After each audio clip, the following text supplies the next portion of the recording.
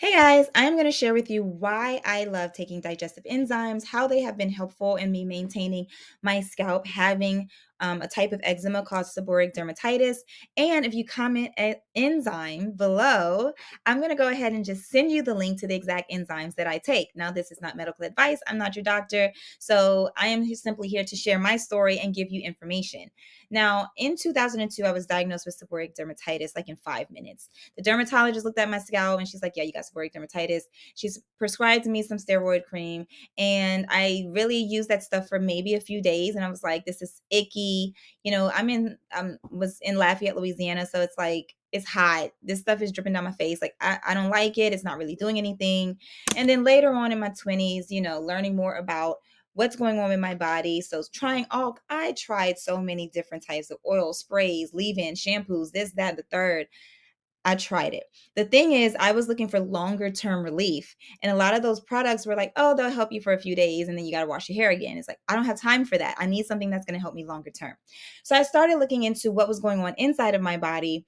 And in high school, I learned about inflammation. And we had a health science teacher who was like, yeah, she was pregnant at the time. And she kept saying, I'm not going to give my baby cow milk. That is mucus. It just leads to inflammation. So I was curious because at the time I was really into singing. I still am, but I'm not doing that as a career. And I was like, okay, maybe that explains why my throat is scratchy and I can't breathe sometimes. What's going on with me? So I started researching and then later started to learn, okay, maybe it's the sugar and it's the bread and it's the gluten and it's the bread that becomes sugar and it's all these things. So I started taking probiotics. Now, I was already someone who's really into like health and wellness. I love, trying different things from my smoothies and learning about different types of fruit. And even when I travel, me and Donovan, we love to go find out about like what fruit do y'all have here that's different from the States, because there's some really amazing fruit that we can't bring back to the States when we were on these trips, but they're really, really delicious, amazing, and nutritious, right? So anyway, so I was already into that kind of stuff. And then I learned about digestive enzymes and I was like, whoa. Okay, I found a forum online that was talking about digestive enzymes and how you might have an allergy to casein. Casein, protein, get it? Okay? Casein is the protein in dairy milk, not the sugar like lactose, like, sugar, fructose, lactose, right? That's sugar. We're talking about casein, the protein. So I went to an allergist, and the allergist was like, yeah, there's not enough data to back that up. Y'all are just making up stuff, self-diagnosing yourselves. And he wanted me to do some tests to figure out what I really was allergic to. And I'm like, no, I'm telling you, this is my problem. So I was like, you know what? Forget it. I'm going to go find my own solution, which is what I did. I tried to figure out, okay, if this is the issue, what helps this issue? And of course, Google helped the girl out, and I found an amazing product that I have been using.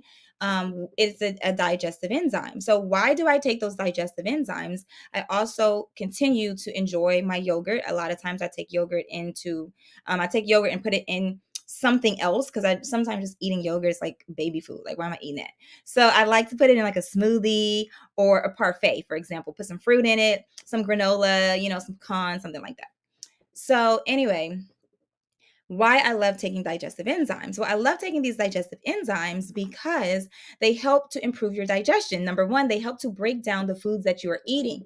So that already helps with digestion. We all know that there are times when we are not really digesting our food well, whether we're not chewing it enough, we're not getting enough hydration in our body. All of those things play a part.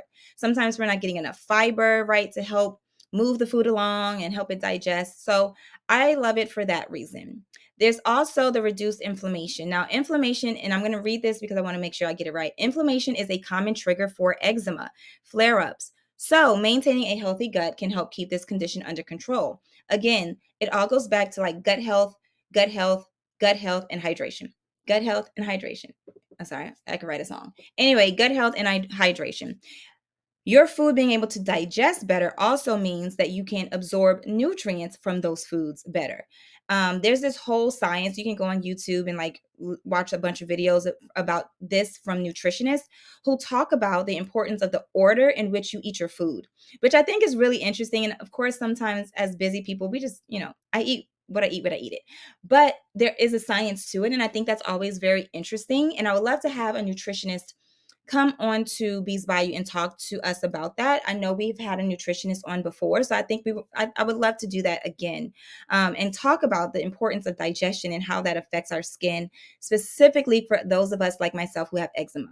Okay, then there's also balancing the gut microbiome. We talk about this. I specifically love to talk about this because it's just such a fascinating topic to me. We have a conversation with Dr. Sherry Bain, who is a microbiologist, which you can find also on our YouTube page, and we have clips of it available that we'll post on Instagram. But we talk about the importance of the diversity of microbes in your gut. And taking digestive enzymes has helped me make sure that the microbes in my gut are not disturbed so much by the things that I'm eating because I'm not able to digest things correctly. So all of that makes sure that we kind of lean away from diseases that can be caused by a microbial environment that is off balance, that's out of balance, that doesn't have enough of this or not enough of that. So that's just something that's always been very important to me, is to make sure that I am trying to do my part. You know, when you know better, you should do better. And I really try to do better. So oftentimes I'll even have my digestive enzymes in my purse with me as I'm out and about. If I want a burger and like that's what I want, I'm going to take my digestive enzymes and enjoy my burger. But I stay away from cow milk in terms of just drinking it. Like, it doesn't even taste the same anymore to me, to be honest. It's so gross.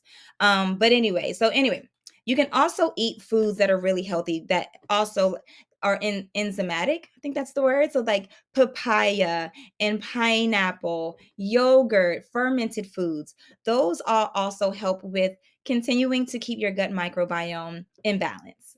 And then lastly, I would say enjoying and I'll go back to this, but like really learning to enjoy drinking water. I know that everybody tells us to drink more water, but sometimes, and I don't know if it's just me, water just tastes so like blah.